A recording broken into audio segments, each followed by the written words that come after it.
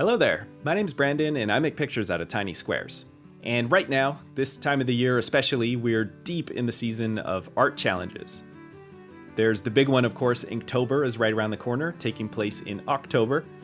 But even before then, in September, we've got Septembit, which is a pixel art-centric challenge that's put on by our good friend Sawtoons.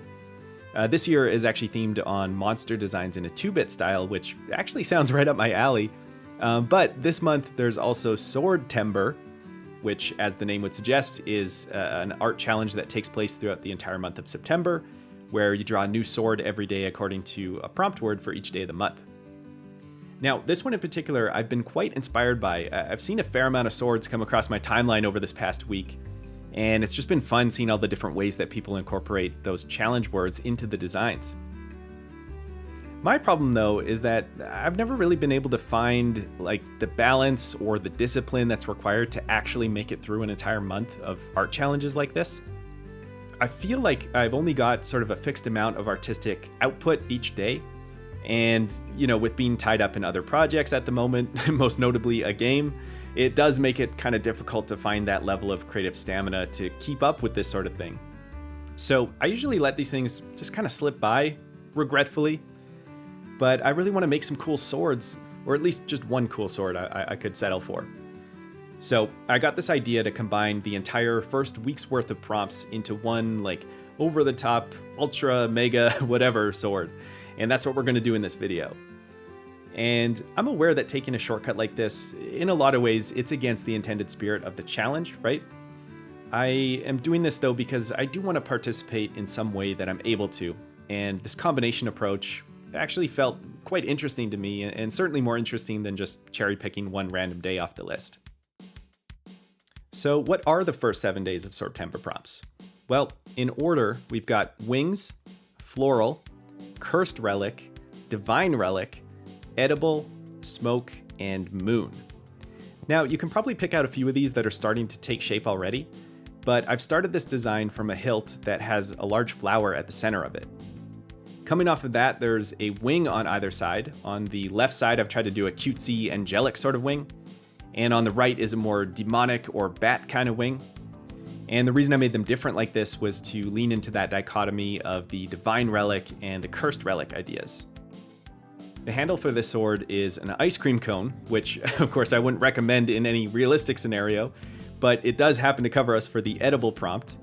And then the scoop of ice cream that's on it, I'm turning that into the moon. So it's sort of this moon ice cream, which feels like exactly the kind of abstract thinking we need to get into when trying to combine all these things into one cohesive object like this.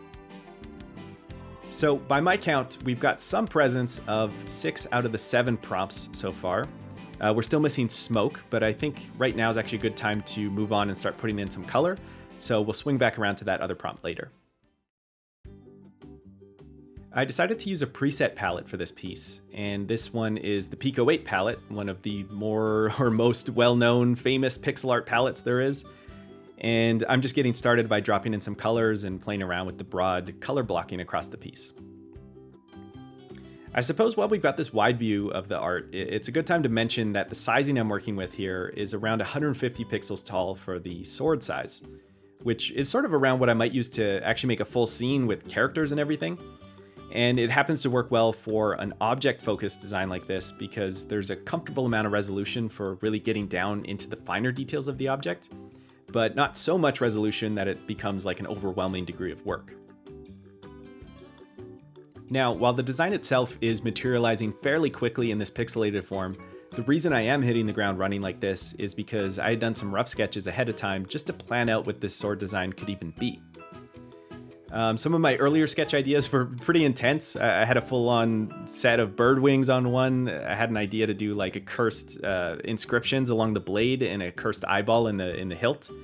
Yeah, pretty good things to try out while you're just in the exploration phase and combining ideas like this. Maybe a little ambitious in the detailing though. The turning point for me though was finding this idea of the ice cream cone handle. And once I had that, it was sort of like, oh yeah, this should just be like a ridiculous, fun, cartoony sort of mashup of all these things. And from there, the sketches got really simplified and cuter.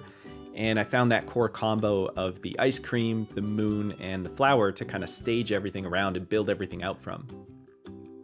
So in going along with that cartoony approach, the Pico 8 palette came to mind immediately because, I mean, you can just see how punchy these colors are. Also, this palette is so perfectly balanced. You can almost take any two colors from the palette and put them next to each other, and somehow it always sort of works. As I'm continuing to play with the color distribution here, it's occurring to me that there's an opportunity to really lean further into the split theme of the divine and the cursed sides of the sword.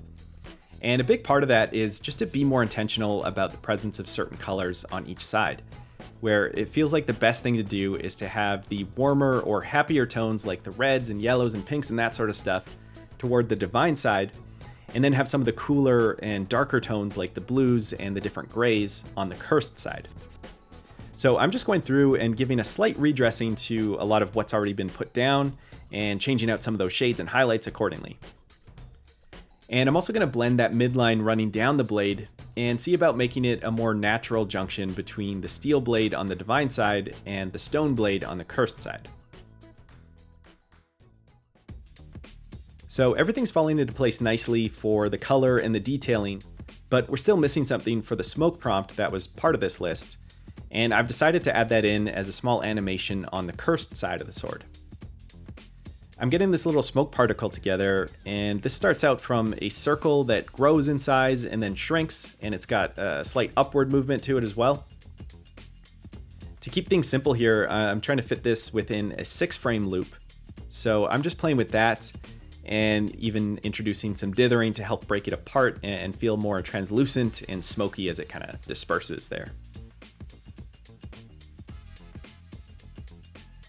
And I figure if there's going to be an animation on the cursed half of the sword, we probably should balance that out with another one on the divine half. So I'm planning to add in these little bubbles or orbs that can just kind of float up, sort of similar to the smoke, but maybe a bit more gentle and delicate. I doubled this one out into a 12-frame count so that they can travel a bit calmer compared to the smoke animation. The red line that's in the background there, that just represents the approximate path I was trying to make them follow. And I've used that as a guide to help plan the positions for each individual frame of the animation. So this is all coming together now, so let's jump ahead and take a look at the finalized artwork. And I can't think of a name for the sword off the top of my head, so let's just go ahead and look at it. Here we go.